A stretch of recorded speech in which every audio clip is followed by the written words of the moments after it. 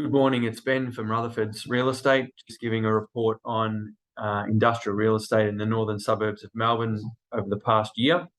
Sort of going back from October 2021, we had a very sharp increase in pricing, mainly sales, and rentals caught up as well.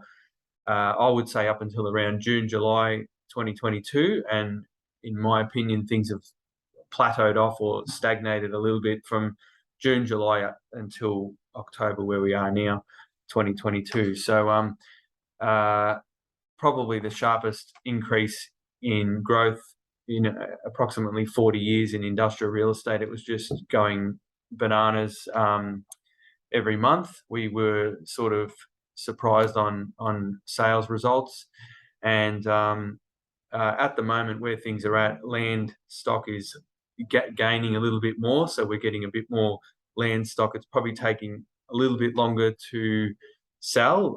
What would previously take 2 to 4 weeks with land is probably now looking, in some cases, 4 to 8 weeks. Still finding the right buyer. They're still paying the right money, but it is taking a little bit more time than what it did from October 2021 to June 2022.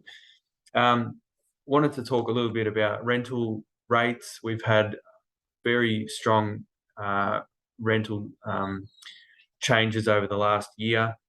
In most cases, it's 20% to 30%, and in some cases, 40% increase. Tenants can't really believe it, but I'm just going to put something up on the screen here, which is your standard 900 metre squared standalone properties in Campbellfield. We've done a few transactions there, all ranging between sort of $96 per square metre to $110 per square metre.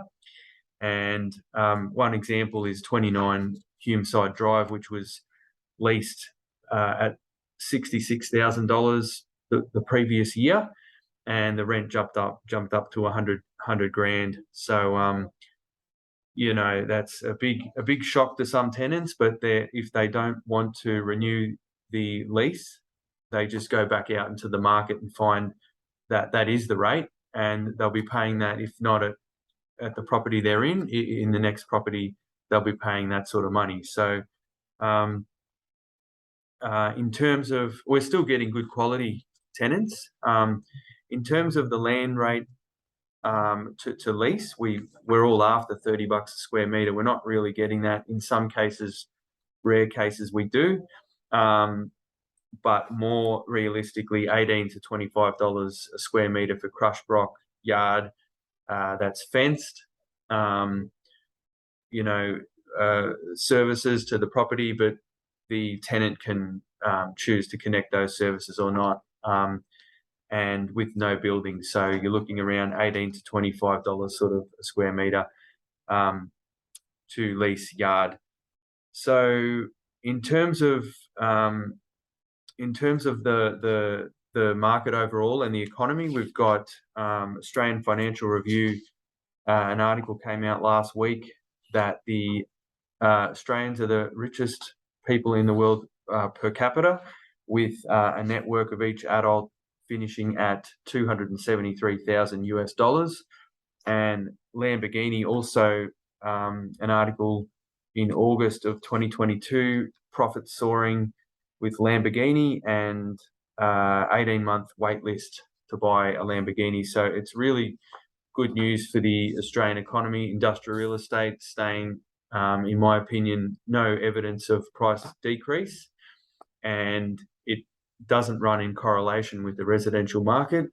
And I just wanted to say a quick example of the reason why it doesn't run in correlation with the residential market. I was speaking with a steel fabricator last week, and he said to me his business has gone up 30%.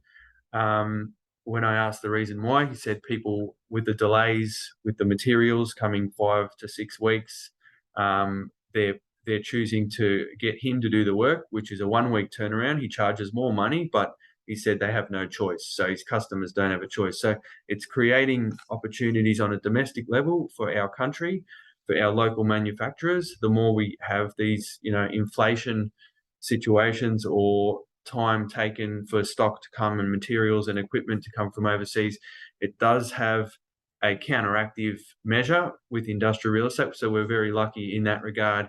It's creating domestic opportunities. So I just wanted to finish up there. Thanks for your time. Have a great day.